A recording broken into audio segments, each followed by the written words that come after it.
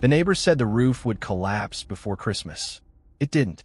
Outside, the temperature had dropped to 20 below zero. The wind was coming off the water in long, flat sheets, the kind that finds every gap in a wall, every weakness in a joint, every roof that wasn't built to last. 3 homesteads on that stretch of northern coastline lost their main heat source that week. One family slept huddled in a root cellar. Another burned furniture to survive the night. But inside that crooked little cabin, the one with the strange curved roof that everyone had laughed at since the first nail went in, it was 65 degrees Fahrenheit. No extra firewood. No modern insulation. No clever stove from the city. Just a roof that nobody understood. From the outside, the structure looked almost wrong. The roof line wasn't straight. It bowed slightly upward in the middle, like something alive had been pressed into the shape and frozen there. The wood was dark, heavily grained, stained with something that didn't come from the forest. The neighbors had made their opinions clear when construction started.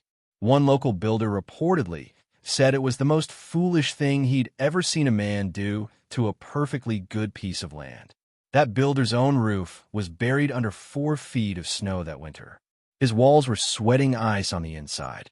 Something about that curved roof was doing something that no one in the community had bothered to ask about. And the man who built it, a quiet, stubborn figure with hands that knew 2 very different trades, never fully explained himself until much later. The answer wasn't in the stove. It wasn't in the walls. It was directly above everyone's heads, in a shape that had spent its entire previous life keeping water out, now working just as hard to keep warmth in. This is the story of how a vessel that had already crossed one frontier was dismantled, flipped upside down, and made to cross another. If you want to know exactly how that curved oak held heat when everything else failed, stay with us through the whole story. There's an engineering reason for every degree of that 65 degrees Fahrenheit, and it goes deeper than you'd expect. If you're watching this from somewhere cold right now, drop a comment and tell us where you're from.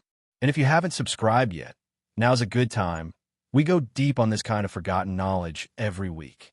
There are coastlines that feel abandoned even when people still live on them.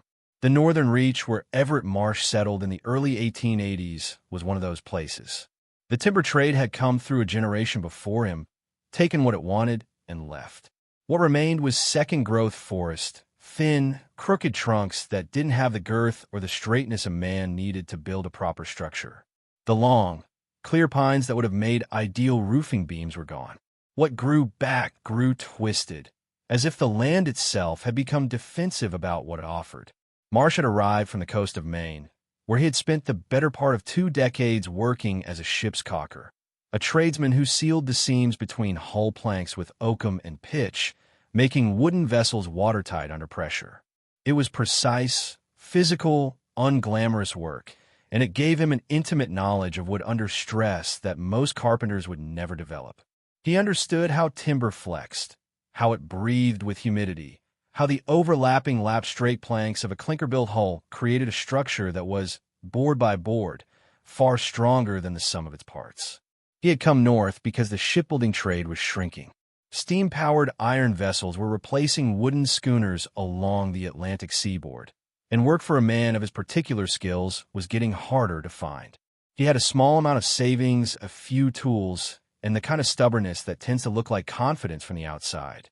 He filed a claim on a modest parcel of coastal land, drove a stake into the earth, and began to think about what he was going to live in before the first winter arrived. The problem presented itself immediately. Building a cabin required long, straight timbers for the roof structure. What the surrounding land offered was insufficient. Hauling lumber from a nearest mill town would cost more than he had budgeted, and the wait time, 2 to 3 months by the estimates he received, meant he would still be without a proper roof when October arrived. Local oral accounts suggest he spent the better part of a week walking the land, calculating, and coming up short on every plan he sketched. Then, about 1.5 miles down the shoreline, he found a wreck. It wasn't dramatic, no masts, no cargo, no visible tragedy. Just the hull of an old 2-masted schooner that had been beached and abandoned, probably 5 or 6 years before Marsh arrived. The vessel had been stripped of anything valuable: hardware, rigging, sails. What remained was the skeleton and planking of the hull itself, roughly 48 feet long, built of white oak in the lapstrake style. The wood was weathered but sound. Caulked seams, though dry, were still largely intact. The curved ribs, the frames, were still solid, braced against each other by decades of careful joinery. Marsh walked around the wreck twice. Then he sat down on a piece of driftwood and looked at it for a long time. What he was calculating, no one recorded precisely, but the dimensions of the hull's midsection, roughly 14 feet across at the beam, matched the width of the cabin he intended to build. The depth of the hull from keel to rail was approximately 5 feet of usable curvature.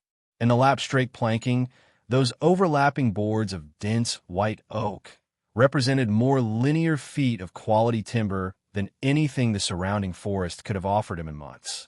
He would not drag the hull inland and use it for firewood the way some settlers might have done.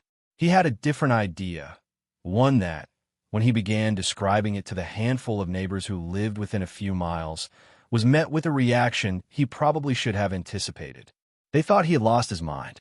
Word travels fast in isolated communities, and by the time Marsh had made his second trip to the beach schooner with a measuring rope and a notebook, most of the people within a reasonable distance had heard some version of what he was planning. A caulker from Maine was going to flip a wrecked boat upside down and use the hull as his cabin roof. The reaction was consistent and immediate. It was one of the most impractical ideas anyone in the area had ever heard. Two of the local settlers, men who had been in the region for several years and considered themselves knowledgeable about northern construction, reportedly rode out to Marsh's land specifically to talk him out of it. Local accounts suggest the conversation was not entirely friendly. One of the men, a builder of some experience, argued that a curved roofline would not shed snow properly, that the weight would accumulate in the center rather than sliding off the sides, and that the first heavy snowfall would buckle the whole assembly and leave Marsh without shelter at the worst possible moment. It was a reasonable argument based on what those men knew. Every roof they had ever built was pitched, sloped at an angle steep enough to let snow slide free. The physics of that design were intuitive and proven. A curved surface, concave when viewed from below and convex when viewed from above, was simply not something they had a framework for. It looked wrong. It felt wrong. And in the language of frontier construction, anything that looked and felt wrong was dangerous. The second man raised a different concern: the weight of the hull itself. Even stripped of its hardware and rigging, the midsection of a clinker-built schooner in white oak was not a light object. Moving it, inverting it, and then lifting it onto a cabin's log walls would require equipment and labor that Marsh did not appear to have. The implication was clear. Even if the idea were sound, which they doubted, it was physically beyond what one man could accomplish before winter. Marsh listened. He thanked them for their opinions. And then he continued with his plans. What the two men had failed to consider, and what their experience in land-based construction had never given them reason to consider, was that the curved shape they dismissed as impractical was not a liability. It was the entire point.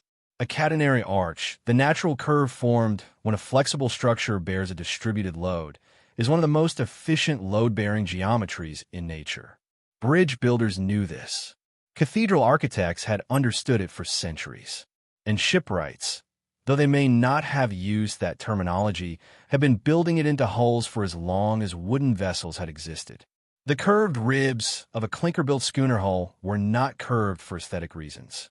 They were curved because that shape, under compression from water pressure and cargo weight, distributed force along the entire structure rather than concentrating it at any single point.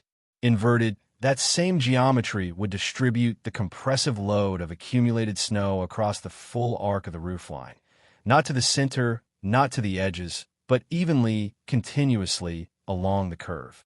The very shape the neighbors saw as a weakness was, in the language of structural mechanics, a near-perfect solution to the problem of snow load in a high-accumulation environment. Marsh may not have articulated it in those terms, but his hands knew it. 20 years of working on hulls under stress had given him a physical intuition for how that oak would behave when pressure came from above rather than from the sides. He had caulked the seams of vessels that crossed open water in conditions that made a northern winter look manageable. He trusted the wood. He began the work of dismantling and transporting the whole section in late August, using a system of timber rollers, rope tackles, and the assistance of one hired man from a neighboring settlement. The process took the better part of 3 weeks. By mid-September, the inverted hull sat on top of his completed log walls, its keel line running ridge-high down the center of the structure, its planked surface curving down on both sides to the eave line. It looked like no cabin anyone in the region had ever seen. The neighbors watched. Some shook their heads. A few made comments that oral accounts describe as unkind. One man, it is said, placed an informal wager that the roof would not survive the first significant snow event. October arrived, then November. The temperature began its long, steady drop toward the zero line. The waiting was almost over. Stand back from Everett Marsh's finished cabin in the autumn of that year, and what you see is a structure that looks almost apologetic about its own existence. Low, compact, dark-timbered, with that strange swelling roofline that draws the eye without quite making sense. Nothing about the exterior announces what is happening inside the walls. Nothing suggests that this particular arrangement of salvaged oak and notched logs represents a convergence of two entirely different engineering traditions working together in a way that neither tradition had produced on its own before. To understand what Marsh had actually built, it helps to separate the structure into its components and examine each one. The walls were standard frontier log construction, white spruce, double-notched at the corners, with moss and clay chinking filling the gaps. Nothing unusual there. The foundation was a perimeter of flat fieldstone, set below the frost line, which would prevent the heaving that killed so many timber structures in northern climates. Solid, conventional, adequate. But the roof was something else entirely. The whole section Marsh selected came from the mid-body of the schooner, the widest, deepest part of the vessel, where the frames were most densely spaced and the planking was thickest. The white oak planks were laid in the lap straight pattern, each board overlapping the one below it by roughly 1.5 inches along the full length of the hull. This overlap was not decorative. It was structural. Each plank was riveted to the one it overlapped, creating a composite skin in which no single board carried the full load of anything. The stress was shared laterally across every plank simultaneously. When inverted, the lap strake surface did something that a conventional shingled or planked roof could not. Between each overlapping board, a narrow channel of trapped air ran the full length of the structure. These channels, perhaps 3/4 of an inch deep, open at the eaves but sealed by the planks above, functioned as a continuous array of dead air pockets. Still air is one of the most effective natural insulators known. It does not conduct heat well. It does not move unless disturbed. Trapped in those channels along the full surface of the roof, it created a thermal buffer between the cold exterior of the oak planking and the interior ceiling of the cabin. The effect was not equivalent to modern fiberglass bat insulation, but by the standards of the 1880s frontier, where most cabin roofs were a single layer of split shakes over rough sawn boards. It represented a meaningful improvement. Oral accounts from settlers who visited the cabin during winter suggest that the ceiling, even in the worst cold, never developed the frost or ice condensation that plagued conventional rooftops of the era. Then there was the caulking. Marsh had spent 20 years sealing ships against water intrusion. He understood caulking not as a cosmetic finish, but as a structural component, something that, done correctly, became part of the material itself. Before inverting the whole section, he redressed every seam with fresh oakum and pine pitch, working it in with the same techniques he had used on sea-going vessels. The result was a roofing surface that was, in practical terms, waterproof in a way that no conventional frontier roof could claim. Rain did not find gaps. Wind did not infiltrate the planking. The sealed, continuous surface of pitched and caulked oak turned weather aside with the same efficiency it had once turned aside the North Atlantic. But the most consequential feature of the roof was the one that would have been hardest for the neighbors to visualize, even if Marsh had tried to explain it. The interior surface of the inverted hull, the curved ceiling of the cabin, was concave, Not dramatically, not like the inside of a bowl, but gently, continuously curved inward across the full width of the structure. And that curvature had a thermal consequence that no flat ceiling could replicate. Warm air rises. This is not a principle that requires explanation. But what warm air does when it reaches a flat ceiling is simply accumulate there, pooling at the highest point, stratifying into a layer of warmth that sits above the occupied zone of the room and gradually leaches through the ceiling material into the cold above.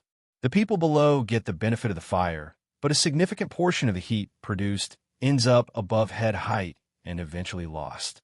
A concave ceiling changes this dynamic. The curved surface catches rising warm air and redirects it. Instead of pooling flat, the air follows the arc of the ceiling, circulating outward and downward along the curved walls, creating a gentle convective loop that returns warmth to the lower portions of the room. Back to the floor, back to the people, back to the occupied space. The heat does not simply rise and disappear. It turns. It circulates. It stays in the room longer. Marsh had not designed this effect intentionally. He could not have named it in the vocabulary of thermodynamics. But he had spent years inside the holds and cabins of wooden vessels, curved spaces, and he knew, in the practical language of physical experience, that curved enclosures held warmth differently than rectangular ones. The schooner's cabin had always been warmer than its size suggested. He had assumed, correctly, that the geometry was part of the reason. He was right, and the winter that was now moving in from the north was about to prove it in the most unambiguous terms possible. The storm that arrived in the third week of January did not announce itself gradually. It came in off the open water the way the worst northern storms do, fast, flat, and total. Within 6 hours of the first clouds appearing on the horizon, the temperature had dropped from a manageable 18 degrees Fahrenheit to negative 14 degrees Fahrenheit. The wind came in sustained at somewhere between 30 and 40 miles per hour, with gusts that coastal residents of that era described as capable of knocking a standing man sideways if he wasn't braced. Snow followed, not the soft, decorative kind, but dense, granular, wind-driven snow that packed into every horizontal surface like wet sand and stayed there. By the morning of the second day, the accumulation on flat and low-pitched roofs across the settlement had reached between 28 and 34 inches. That kind of load, dense, wind-packed, partially melted and refrozen at the base, exerts a compressive force that frontier-era construction was frequently not designed to handle. Oral accounts from the region describe at least 2 roof failures during that specific storm. One on a storage outbuilding, one on a partially completed homestead structure whose ridge beam had not been properly seated. The 2 men who had ridden out to dissuade Marsh from his plan were managing their own emergencies. One had lost heat in his main living space when the draft on his central fireplace reversed under the wind pressure, a common failure in conventional chimney designs when exterior air pressure exceeded interior draw. He spent most of the second night managing a smoky fire at reduced output, trying to keep his family warm with a system that was, in effect, fighting against the storm rather than working with it. The other man's roof held, but his window chinking had failed on the windward side, admitting a continuous cold draft that dropped the interior temperature of his main room to somewhere near 38 degrees Fahrenheit, despite a fire burning at full capacity all night. At Everett Marsh's cabin, the interior temperature on the morning of the second day was recorded by Marsh himself in a brief notation in a personal ledger that a descendant later shared with a regional historical society at 63 degrees Fahrenheit. The fire had been banked the previous evening, reduced to a slow burn designed to last through the night without requiring attention. No additional wood had been added between roughly 10 o'clock in the evening and 6 the following morning. 8 hours of minimal fire output, in the worst conditions the season had produced, and the interior temperature had dropped by less than 4 degrees from the previous evening's reading of 67 degrees Fahrenheit. That number, a loss of fewer than 4 degrees over 8 hours at negative 14 outside, is not a miracle. It is mass. The oak planking of the inverted hull, across the full surface area of the roof, represented somewhere between 3,800 and 4,200 pounds of dense hardwood that had been warming slowly since the fire was first lit in November. White oak has a volumetric heat capacity roughly comparable to dense sandstone. It absorbs thermal energy slowly and releases it just as slowly. By January, every plank in that roof had been saturated with warmth for the better part of 3 months. It was not a roof anymore in the thermal sense. It was a storage device, a battery of heat built from salvage that discharged its energy into the cabin interior at a slow, steady rate regardless of what was happening outside. The lapsed Drake air channels contributed their portion. The caulked seams held against the wind pressure that had undone the chinking on the neighbor's windward wall. The concave interior surface kept the convective loop turning, warm air rising, curving along the ceiling, dropping back down along the walls, returning to the floor before it had a chance to stratify and stagnate near the top of the room. And the catenary curve of the roofline did what the skeptical builder had insisted it could not do. It shed snow. Not by sliding it off a steep pitch the way a conventional roof would, but by distributing the snow's weight so evenly across the arc that no single point experienced enough concentrated load to deform structure. The snow packed on the outside, yes, but the oak beneath it did not flex, did not groan, did not shift. The curve simply carried the load the way it had always been designed to carry load, in the opposite direction, against the sea. When a storm broke on the third day and the temperature began to climb back toward the low single digits, Marsh stepped outside and looked at his roof. The snow had accumulated in a smooth, unbroken mound across the full curve of the hull. Uniform, almost sculptural, as if the structure had been designed specifically to receive it. There were no ridgeline cracks, no visible deflection, no signs of stress at the eave joints. The hull looked exactly as it had before the storm, except whiter. He went back inside, added 2 pieces of wood to the fire, and made his ledger notation. Down the coast, the man who had placed the informal wager against the roof's survival said nothing publicly about the outcome. Local accounts suggest he did not bring up the subject again. There's a moment in the study of old structures when you stop seeing what was built and start seeing what was understood. Everett Marsh was not an engineer. He had no formal training in thermodynamics, no access to the emerging scientific literature on heat transfer that was being published in European universities during the 1870s and 1880s. What he had was a body of experience that most engineers of his era lacked entirely. 20 years of working inside curved wooden enclosures and paying close attention to how they behaved. Ships' cabins, even modest ones on working coastal schooners, were consistently warmer than their size and the quality of their heating equipment should have allowed. Sailors noticed this. Captains noticed it.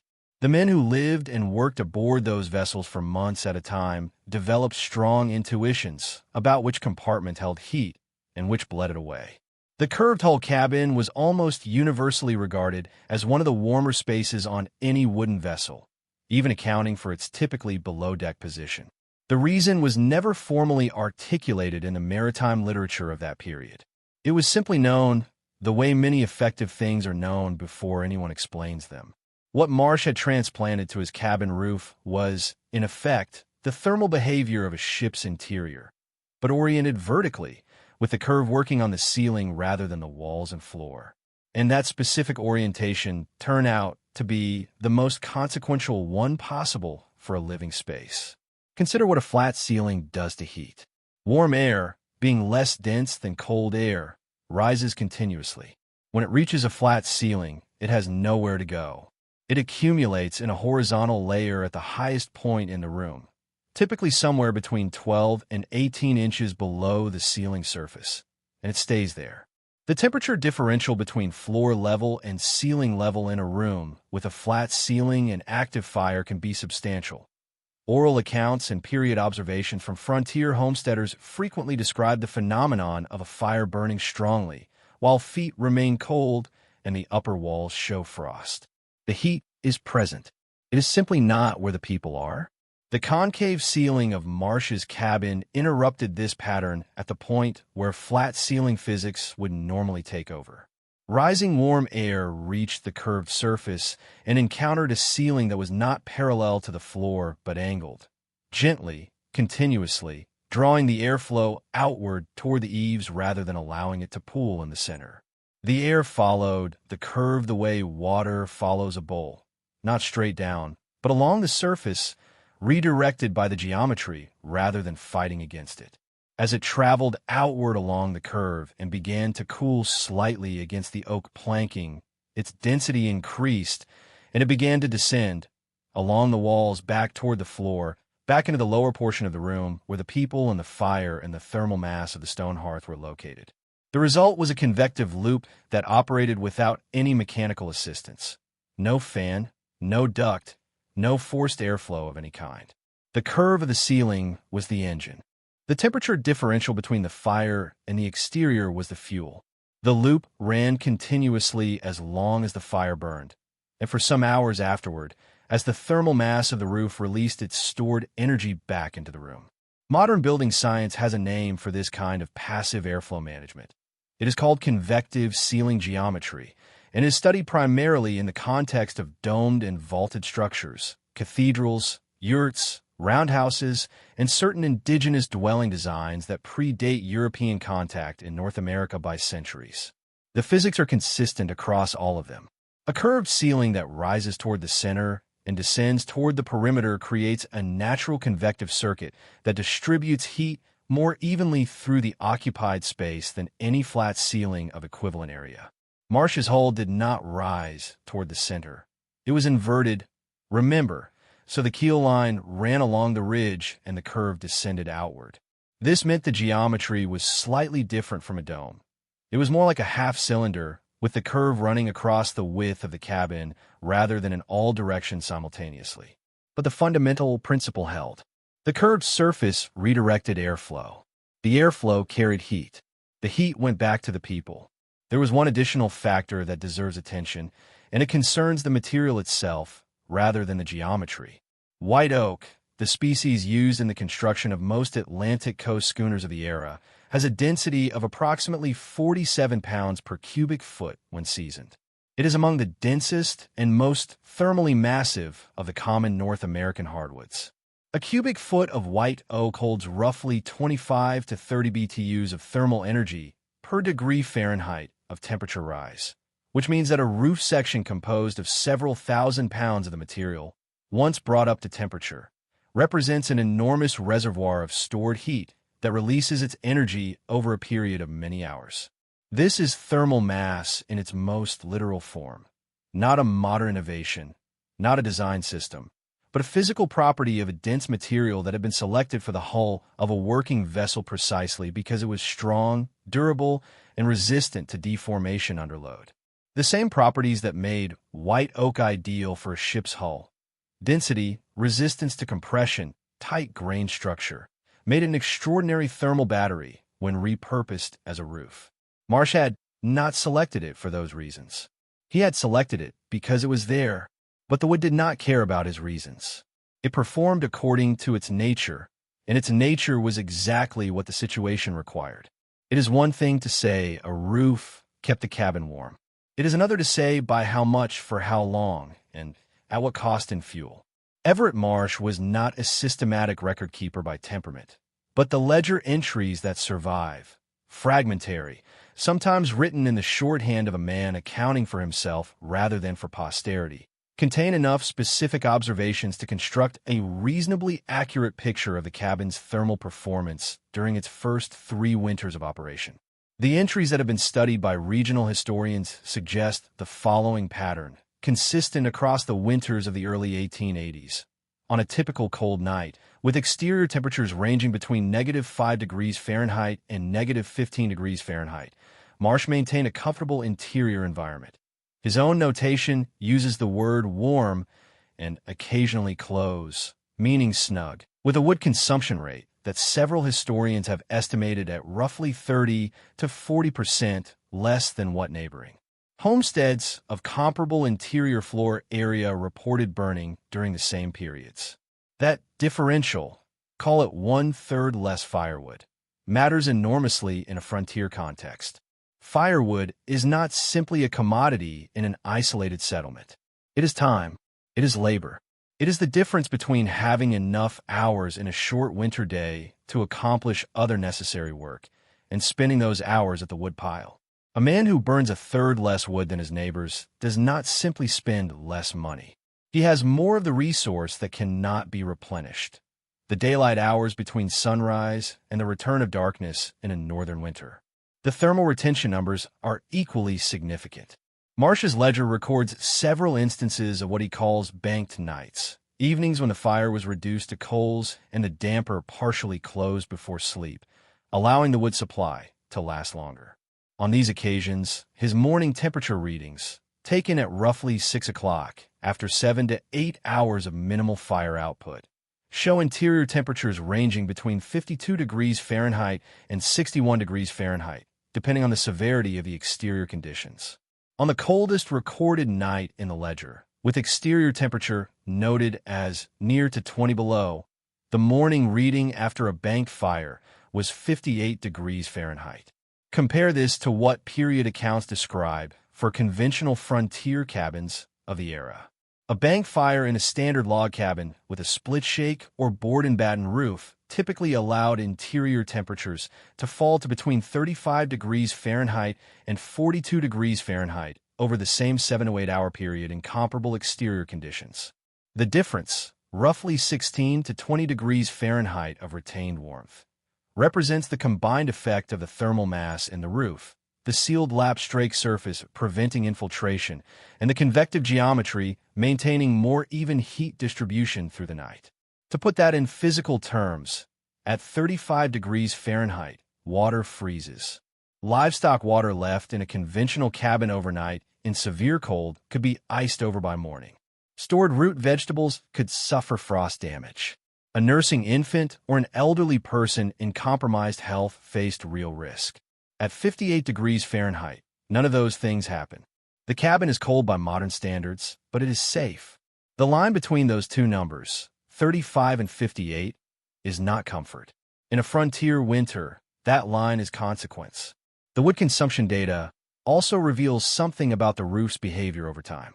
In Marsh's second and third winters, the fuel savings appear to have increased slightly compared to the first year, an observation consistent with the thermal mass theory. White oak, saturating slowly with seasonal warmth, does not reach its full thermal storage potential in its first heating season. As the material cycles through warm and cold repeatedly, its ability to absorb and release heat at a steady rate stabilizes. The roof was, in effect, getting better at its job as it aged into the structure. This is the opposite of what the skeptical builder had predicted. He had argued that the curved structure would fail under load. Instead, it was improving under use.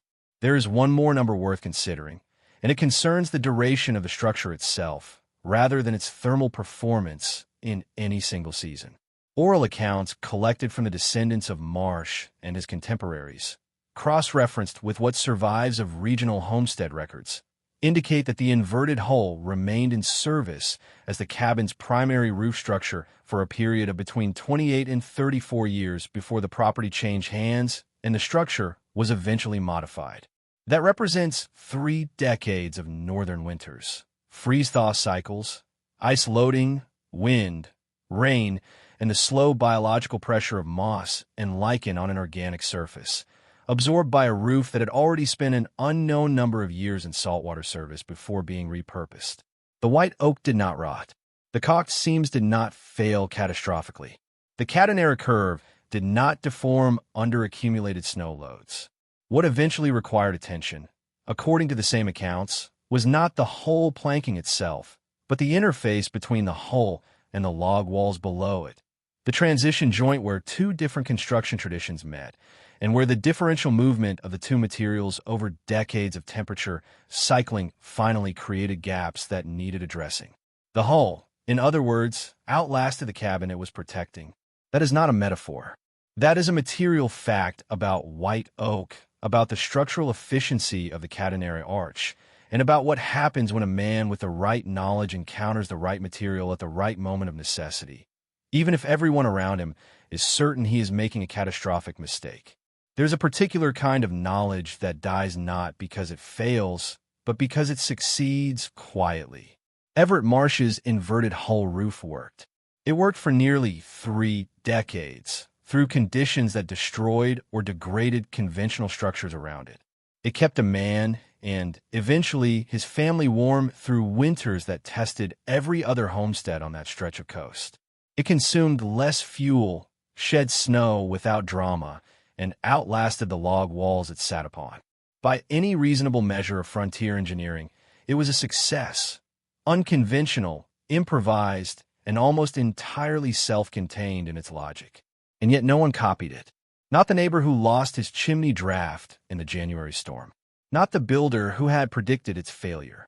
Not the settlers who arrived on adjacent parcels in the years that followed and faced the same shortage of long, straight timber that had sent Marsh down to the shoreline in the first place. The technique did not spread. It did not become a regional practice. It did not appear in the homesteading guides or agricultural extension literature of the period. It remained, as far as available records suggest, a single instance, one-man solution applied once in one place, under one particular set of pressures. Why? The answer involves several factors that have nothing to do with the quality of the idea itself, and everything to do with the conditions under which useful knowledge either propagates or disappears. The first factor is availability. Marsh's solution depended on the presence of an abandoned wooden vessel in reasonable condition within practical hauling distance of the building site. That specific combination, a beach hull, sound enough to repurpose, close enough to move, was not common.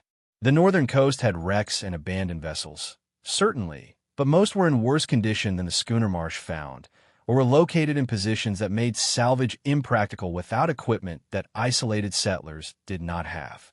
The technique was brilliant in its context and nearly impossible to replicate outside of it. The second factor is expertise. The lapstrake planking of the hull performed as thermal insulation because its seams had been caulked by a man who knew how to caulk ship seams. Not the approximate, good enough caulking of a land builder patching a gap, but the precise, pressure-tested technique of a maritime tradesman who understood what a failed seam cost at sea.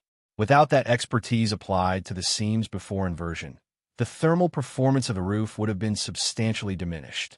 A settler who found an available hull but lacked Marsh's specific background would not necessarily have known what to do with it, or understood why the caulking mattered as much as the structure. The third factor is the one that may be most significant: social friction.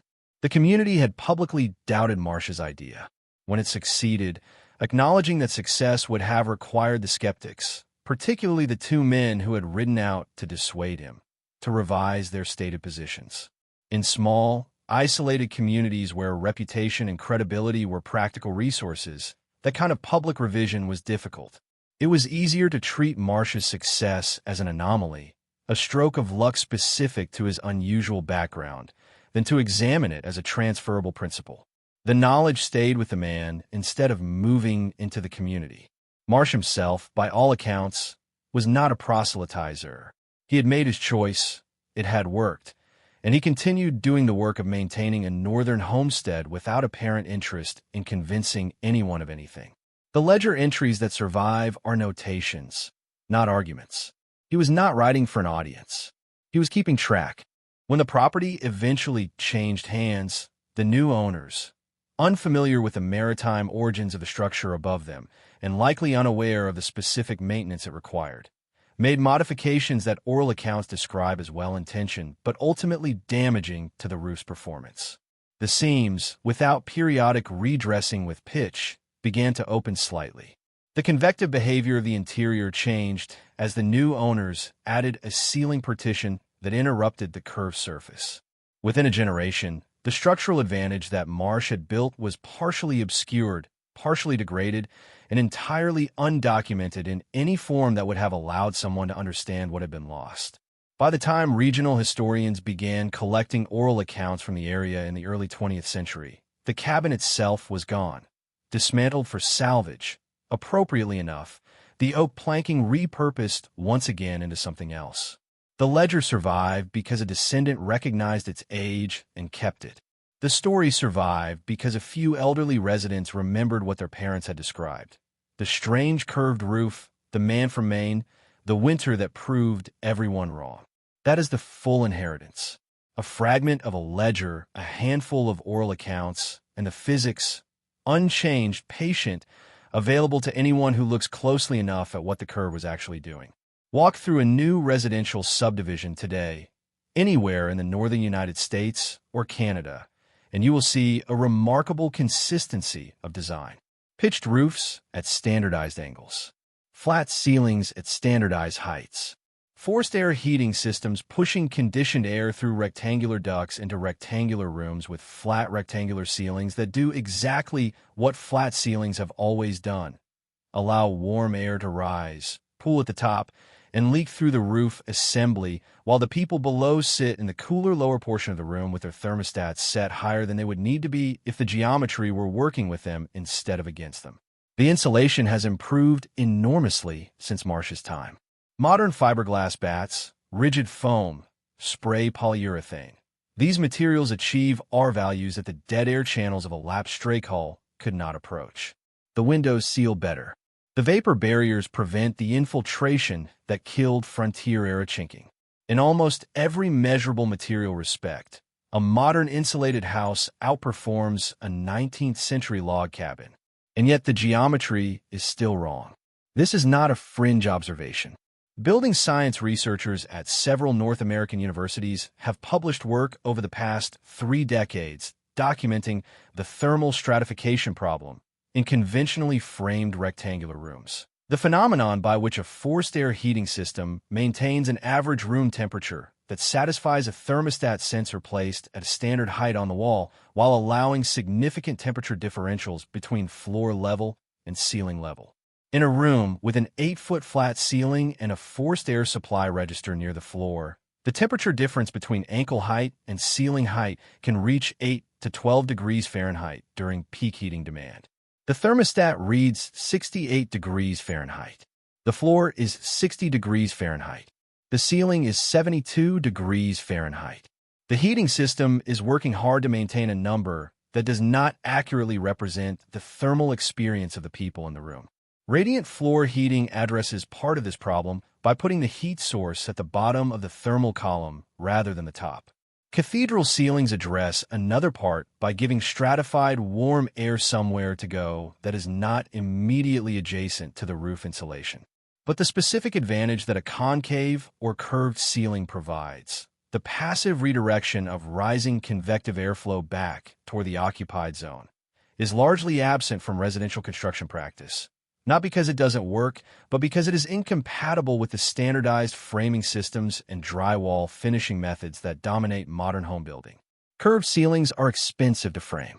They require either custom engineered members or the kind of material, a wooden hull, a bent timber frame, a masonry vault, that does not fit neatly into a conventional construction schedule or budget.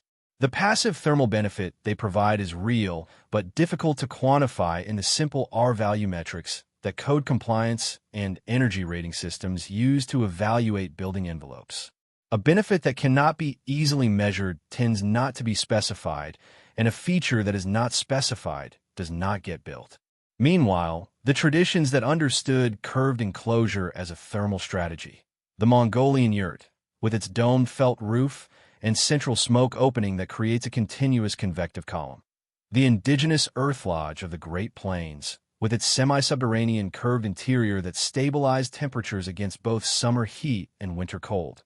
The Finnish smoke sauna, with its low curved ceiling that held heat in the occupied zone while exhaust found its way out through a controlled opening. These traditions are studied by anthropologists and occasionally admired by architects, but they are rarely examined through the specific lens of passive convective geometry as a heating strategy. The knowledge exists, distributed across cultures and centuries, and building traditions that never communicated directly with each other. The Highland Black House of Scotland held heat in its low, curved interior for much the same reason that Marsh's inverted hull held it. The Aleut Barabara, built half into the earth with a domed sod roof, used the geometry of the curve and the thermal mass of the earth simultaneously, achieving interior temperatures that astonished early European visitors who could not understand how so little fuel could maintain so much warmth. None of these builders had read each other's work. None of them had access to building science journals. What they had was the same thing Marsh had: direct, repeated experience with the thermal behavior of the spaces they built and lived in, and the willingness to let that experience inform their decisions, even when the result looked strange from the outside. The modern house does not lack insulation. It lacks geometry. And geometry, unlike insulation, cannot be added after the framing is done.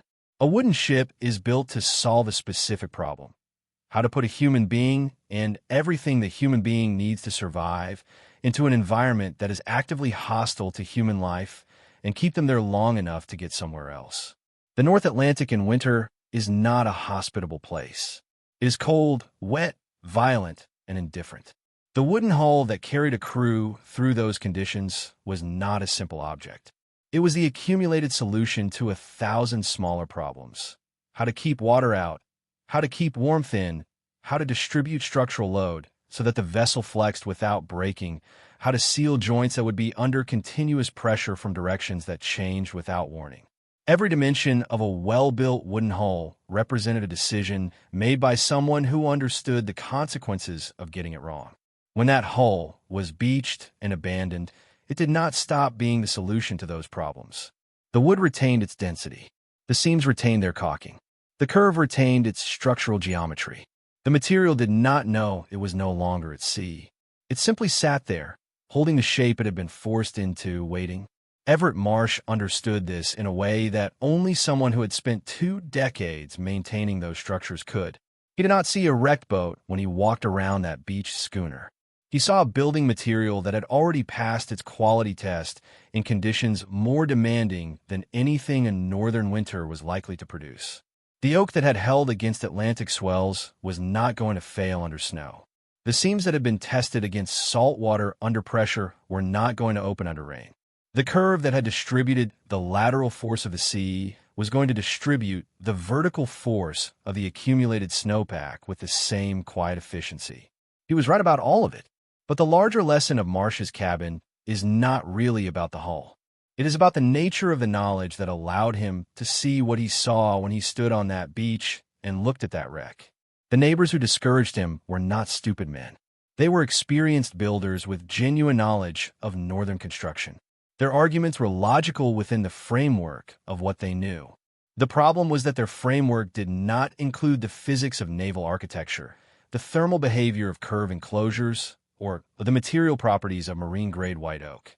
They were reasoning correctly from an incomplete set of premises, and the conclusion they reached, that the curved hull roof was a bad idea, was wrong in a way that their existing knowledge could not reveal to them.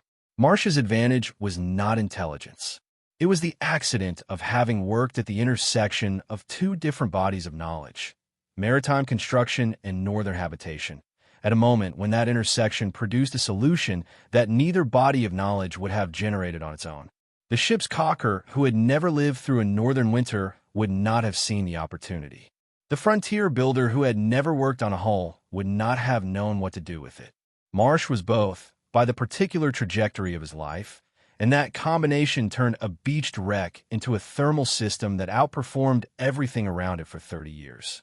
This is the pattern that appears repeatedly in the history of vernacular engineering. The most effective solutions are rarely invented from scratch by someone working within a single tradition. They emerge at the boundaries between traditions, when someone with knowledge from one domain encounters a problem that their home domain cannot solve and recognizes, not always consciously, not always articulately, that a tool from somewhere else fits the need exactly. The schooner had already crossed one frontier, somewhere in the maritime history that preceded its abandonment on that northern beach. It had carried people and cargo through conditions they could not have survived without it. When Marsh inverted it and set it on his walls, it crossed a second frontier, from the sea to the land, from a vessel to a dwelling, from a solution to one kind of hostile environment to a solution to another. The cold on that northern coast did not care what the roof had been before. It tested the structure the same way the sea had tested it, with pressure, persistence, and indifference to human preference. And the oak, cocked and curved and carrying its decades of accumulated knowledge in its grain, held. It held at 65 degrees Fahrenheit when everything around it was measuring the cold in terms of survival. It held for nearly 3 decades while the log walls beneath it aged and shifted. It held long enough for a few people to remember it, and for those memories to find their way into the fragmentary record that allows us to reconstruct, imperfectly but honestly, what one man understood about heat and wood and curve that his neighbors did not. The vessel is gone. The cabin is gone. The ledger survives in fragments. The physics, as always, remain unchanged, patient, and available to anyone willing to look at a wrecked hull and ask not what it was, but what it could still become. This script is produced for educational and historical storytelling purposes only. It does not substitute for professional engineering or construction guidance.